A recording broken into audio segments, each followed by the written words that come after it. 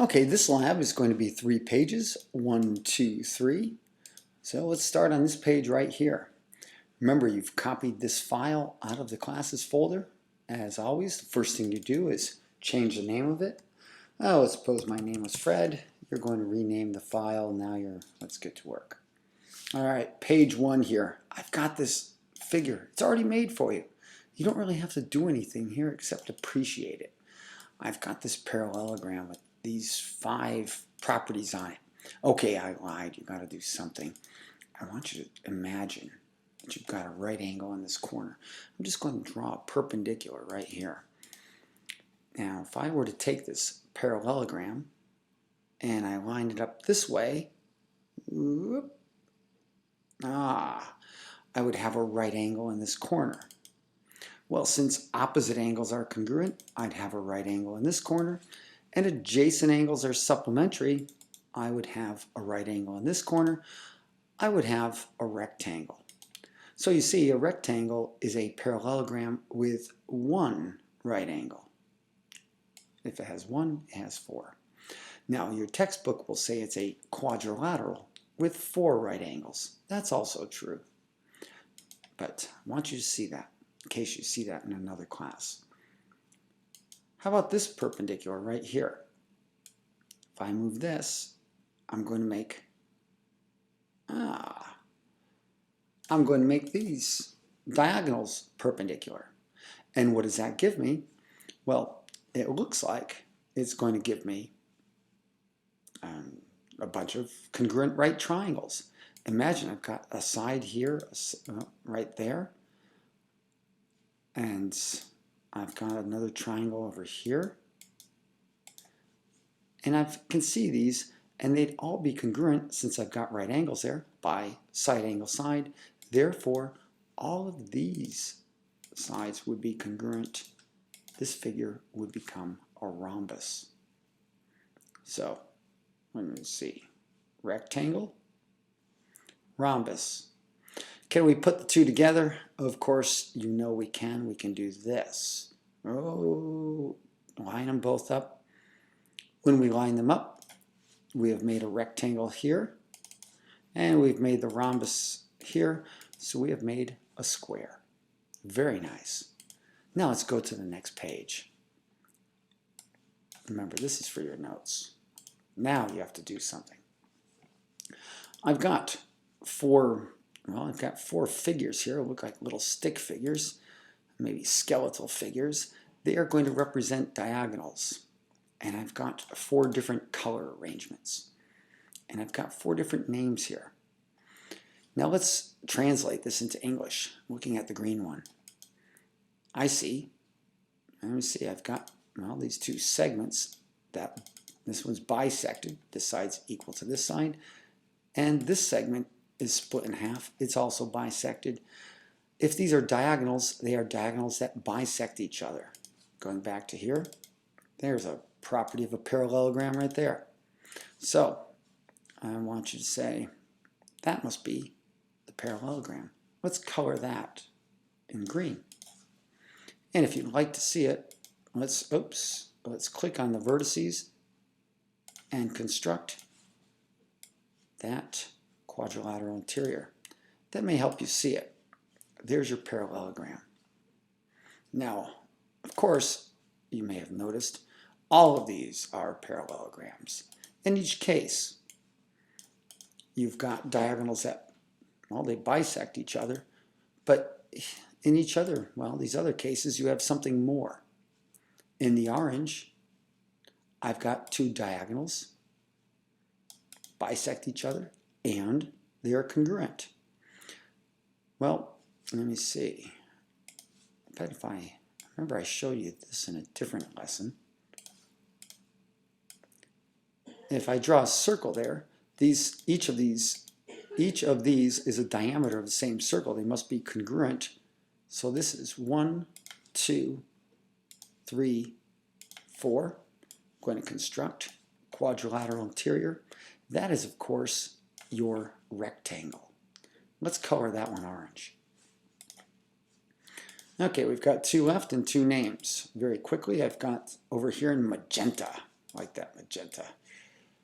I see I've got diagonals that are perpendicular. And again, of course, they bisect each other. And when I click on this, I'm just going to shade in that figure. Some of my students, well, they thought it looked like a kite, but that's for next chapter. This is actually a rhombus. And finally, this one, diagonals, well, it's a rectangle and it's a rhombus. This is, of course, my square, the red square. So let's mark that as a square. Mark that red, and you're done with page 2. Isn't this fun? All right, one more and you're almost done. Here we go. Let's look at the properties. Now I've got the properties outlined for you here. You can construct a parallelogram any of the ways I showed you. We did it 5 ways, remember before? And easiest way, I'm going to draw this random segment. Select, segment, pointing out on the segment, construct parallel. Select this side, this other vertex, construct parallel. The most classic, the definition. And we'll paint this over with the segments. If you're in version 5, your construction lines went dashed. We're going to hide ours. Command H, or just hide. So you've got a little parallelogram. Okay, let's move to the rectangle. I'm going to move over here, moving my tools around. The rectangle, I'm going to select like this. I'm going to construct perpendicular lines. I'm going to use circle. Well, no, I'm just going to pick a random point on one of these perpendiculars. Now I can select here, construct a parallel line, and right away you see it. There's my rectangle. Now if you don't see it, I'm going to draw in the segments. 1, 2, 3, and let's hide the construction lines. Hide the construction lines. Now if you want your figures to be all, I generally like them looking consistent. Much better. Now I'm not putting in all these tick marks, there's too many. But I'm just going to say what's notable, what have I changed over the parallelogram? I'm going to say 4 right angles, so make your notes here. 4 right angles, you can write it out, or you can use a little symbol here. Well, maybe you're going to, maybe you like to use this symbol, 4 right angles. And we'll say congruent diagonals. Nice. Well, let's at least mark those. Go to the right angle tool. Remember, click, 2, 3, click, 2, 3, click, 2, 3, and click, 2, 3. Then you'll remember the right angles. And let's put in the 2 diagonals. I'm going to change the color. I'm going to make one red. And I'm going to make one blue. Well, these 2 diagonals are congruent, and we'll make that obvious by the drawing of this circle. A little side note for chapter 10, you're going to like this. This is, I'll make a note here, this is an inscribed polygon, just a vocabulary word, so you'll say, I've heard of that before. Because all rectangles are inscribed in a circle. You might say they're cyclic. So, all right, we've got 2 more to go and we're almost done. Let's start here with a rhombus. I'm going to draw a circle. You can hide yours after, but I'm going to make mine dashed. Leave it there as a construction line. I'm going to draw a random segment. Well, it's not random, it has the same radius. I'll make it thick, and I'll match the colors. And I'm going to put the tick marks in here, because these 2 are congruent. After all, they are radii of the same circle. Now all we need to do is the parallelogram construction. Construct parallel side, this vertex, construct parallel, and you can see, gotta move this label. And right away, you can see we have another parallelogram, and this parallelogram, of course, is a rhombus. Hide your construction marks, there you go. Now, property of a parallelogram, opposite sides are congruent. Well, let's mark those. Well, this side's congruent to this side's congruent to this side. And since the adjacent sides are congruent, the transitive property is going to tell me that I have 4 congruent sides. Very nice. And let's add one more thing here. Let's draw those diagonals. And these diagonals are perpendicular. If you want to put the right angle in, here's you'll have to trick the computer a little. I'm going to draw 2 segments right there. Then I can use my right angle tool. 1, 2. Come back, 3. And we're going to say diagonals are perpendicular.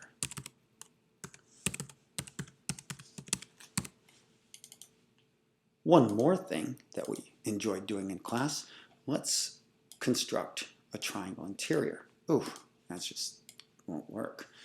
I'm going to have to use some pastels, use some light colors. Now, take this, and I'm going to reflect this. I could reflect it over either of the diagonals. It's a perfect fit. And for fun, I'm going to change the color so it shows up something else. And then I'm going to reflect both triangles over the other diagonal. Transform, reflect, and pick some random or some different colors, light colors, a light color so you can see your figure. And this is portraying something for you. Here we go. And what you're seeing is that there are 4 congruent right triangles there. Well, you know they're congruent because they would reflect onto each other, and that means, well, that's going to be elemental in your proof for the existence of this rhombus. But it might come in handy, and it's kind of neat. You got those 4 congruent right triangles. All right, one more. Let's just construct the square, write down some properties, and we're done. Select the segment and the endpoints, construct perpendicular lines. This time, circle. Transferring with a circle, 1 circle, 2 circles. And your square is right here. There's right here, here, and here. And now we'll hide our construction marks. Now maybe this circle might be getting in the way, but let me get rid of that one. And now I'll put in a few tick marks, the ones that were relevant to what we constructed here. Let me see, we said it's a rectangle. So the rectangle we'll put in, let's put these in. And let's put in some tick marks for congruent sides. As long as you're consistent, I don't care which one you use. And let's put in those diagonals. Diagonals are pretty neat because something happens here. They are, of course, perpendicular as well. I'll put a right angle symbol in there.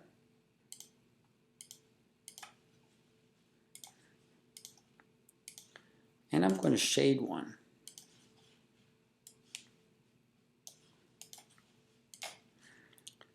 Just to make a little note to myself, these are 45, 45, 90 triangles. That'll be something handy to have in your notes. Well, that one's a 45, 45, 90. And you know what? So is this one. Interesting stuff. So make notes of that because that may come in handy. But as far as properties, we'll just say it's all the properties of a parallelogram. We'll say and rectangle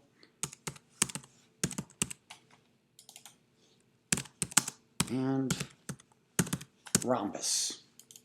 Okay, well done. You've got 1, 2, you've got your 3 pages. Oh, and on this last page, make sure you put your name on it, in case I don't know whose it is.